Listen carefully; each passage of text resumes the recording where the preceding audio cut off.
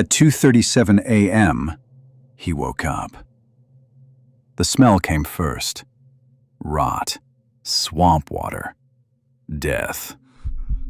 From the ventilation, two red eyes were staring at him. Vertical pupils, thin, unblinking. They narrowed, widened, focused. Then, they vanished. He didn't sleep again that night. But this story did not begin in an apartment. It began deep underground. The reinforced concrete pile went down reluctantly, despite the relentless vibration of the piling rig.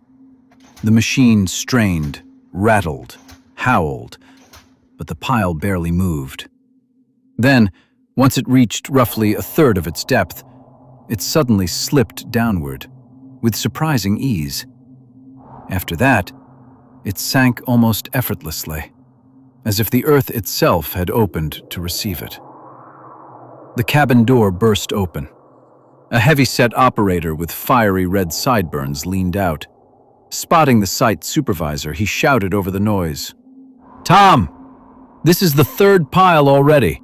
First it won't go in at all, then it drops, like it's sinking into butter. You sure there aren't voids down there? We'll put a building on this, and it'll collapse in a year." "Mike," the supervisor replied curtly. Dark hair, white hard hat, nervously smoking. "Your job is to run the machine. Thinking's been done for you." He waved him off, but unease gnawed at him. He could see it too. The soil was wrong. The geotechnical team must have screwed something up. Again. The next pile went in even worse. Mike felt the machine strain, push itself past safe limits. The vibration traveled through the seat into his spine. But orders were orders. If everything went to hell, it wouldn't be him taking the blame. Then, the ground trembled. At first, lightly, then violently. The soil collapsed inward. A muffled, hollow boom echoed beneath the site. A thick cloud of dust erupted upward. The operator didn't even have time to react. When the dust finally settled, every worker stood frozen, mouths hanging open. A massive section of earth had caved in, revealing a vast underground chamber. Cautiously, driven by curiosity, they approached the edge. The cavern was oval in shape, like a colossal egg laid on its side. Even at a glance, the walls and ceiling were different from the floor.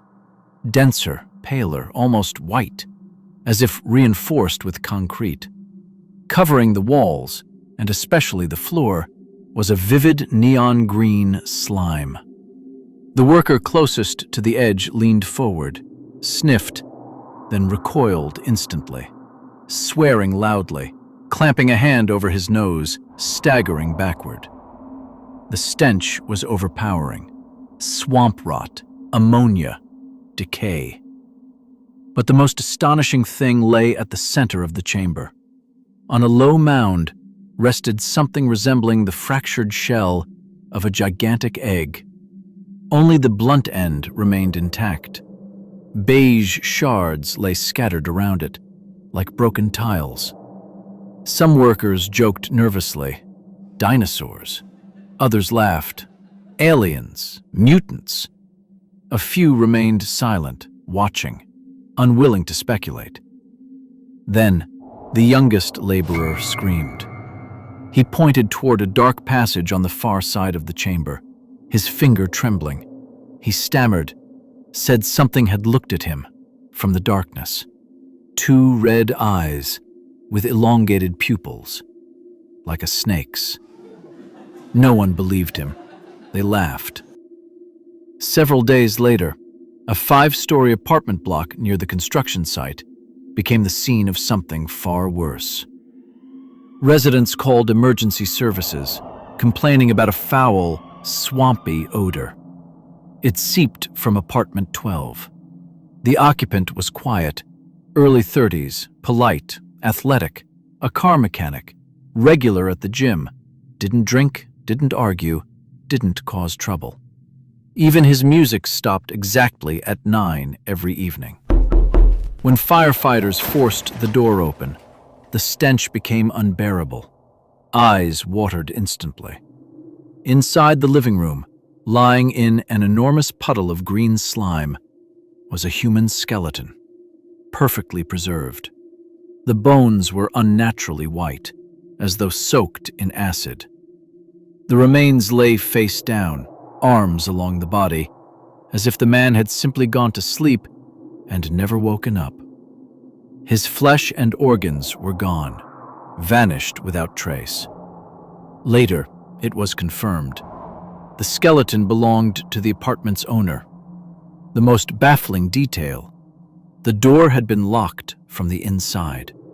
The windows were sealed. The investigation went nowhere. 2 days later, it happened again. Same building, same smell, same slime.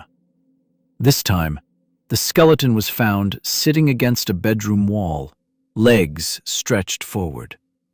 The same green, foul-smelling slime coated the floor. The door was locked, both locks engaged. The victim, another young athletic man. Living alone. Panic spread. Residents flooded city offices, police stations, local newsrooms. Patrol units were deployed. The mayor promised personal involvement, then, quietly, failed to follow through. Some tenants fled overnight, breaking leases. Others armed themselves, installed cameras. A few dismissed everything as hysteria. Then, the third body was discovered. Ethan Parker stood outside, smoking slowly, listening to the chaotic voices of frightened neighbors. The third case was identical, almost, except for 2 details. First, the skeleton was found on the bed, its legs hanging off the edge, as if someone had dragged the body, but never finished. Second, the kitchen ventilation grate lay crushed on the floor. Smeared across it, the same vivid green slime. It looked as if something, immensely strong, had forced its way inside, through the vents. No one heard a struggle, no screams. The victim, a boxer. Police searched the basement. They found nothing, except a few small green puddles, reeking of rot and stagnant water. Ethan was a skeptic. He believed in incompetence, corruption, conspiracies, government cover-ups, shadow elites. He trusted science, or rather, the version of science he had constructed for himself. But even he couldn't explain this. That evening, as dusk gave way to night, Ethan heard something strange, a dull clanging, scraping, metal groaning. Something was moving inside the walls. The sound led him to the kitchen. It came from the ventilation system. Something heavy was crawling through the ducts, sliding, falling at angles, scraping its body against metal. The square ducts creaked, warped under its weight. Then, silence. Ethan stood frozen. 10 minutes passed, then more. Finally, he convinced himself it was nothing. He returned to the living room. At 2:37 a.m., he woke with a jolt. The smell hit him first, faint but nauseating. Swamp rot. Death. From the vent above, 2 red eyes stared at him. Vertical pupils, narrowed, widened, focused. Then, whatever it was, retreated back into the darkness. Ethan didn't sleep again that night. Police didn't believe him. They listened, exchanged looks, smiled thinly. They remembered Ethan. Protests, complaints, rants. They told him to go home, get some sleep, stop drinking. They had no explanation for the murders, but they didn't believe his either. Ethan left, unheard, unprotected. He did the only thing he could. He called a friend, asked to stay over. The friend hesitated, then agreed. Ethan owed him money, and debtors are easier to control when they're close. For a week, nothing happened. No smells, no sounds, no deaths. Then Ethan returned, just to check. The neighbors told him the killings had stopped, exactly when he left. A week later, Ethan came back for good, not empty-handed. Inside a hard guitar case, a shotgun. He told himself, no living creature survives a shotgun blast to the head. Police patrols were gone. The courtyard was quiet, peaceful. The residents believed the nightmare was over. That night, Ethan woke up to a familiar sound. Something was crawling inside the vents. Slow, heavy. Metal creaked, groaned. Something descended, a dull thud. Then, silence. Ethan didn't know it had gone back down, into the basement, into its tunnels. He sat awake for hours, listening, gripping the shotgun. Eventually, sleep took him. The next day, Ethan thought, planned. The creature returned only after he came back, as if it had been waiting for him. His friend refused to take him again. Others said no. There was only one choice. Stay. Trust the weapon. My home is my fortress. That night, a sound, a voice, a low, hissing whisper. It echoed through the rooms, seeped into his skull. Ethan opened his eyes, sat up. From the ventilation grate, two bright red eyes, vertical pupils, thin as threads. The stench filled the apartment, swamp rot, decay. His head grew heavy. He reached for the shotgun and failed. Tried to scream, only a weak whimper escaped. He couldn't move, not his arms, not his legs, not even his fingers. Paralyzed, hypnotized, or simply crushed by ancient primal fear. The fear that stops the heart. The fear of something older than reason. Metal screamed. The ventilation grate bent inward, then fell. What had been hidden revealed itself. A serpentine form slid out of the vent, its body twisted, shifted, bones cracking softly. It emerged a third of its length, then half. It coiled, curled into itself like an embryo. Never breaking eye contact, never stopping its hiss.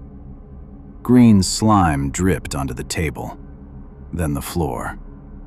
It lowered itself down, slowly, unfolded. In less than 10 seconds, it stood upright. A humanoid serpent, emerald scales coated in slime. The substance helped it move, through ducts, through tunnels. The creature stepped forward. Its jaws began to open, wider and wider. By the time it crossed the bedroom threshold, its mouth was nearly a meter wide. A separate branch of evolution, a predator for humanity. Or proof that the worst conspiracies were never theories. The creature knelt. Its jaws touched Ethan's feet. Pain exploded, as if his toes had been plunged into molten acid. Electric fire shot through his nerves. He couldn't scream, couldn't even moan. The paralysis tightened. The serpent fed. Its saliva dissolved flesh instantly. Bones turned white, clean. The digestion began inside its mouth. The acid did not allow death. The pain was total. Below the knee, Ethan was already a skeleton. The creature consumed him slowly, deliberately.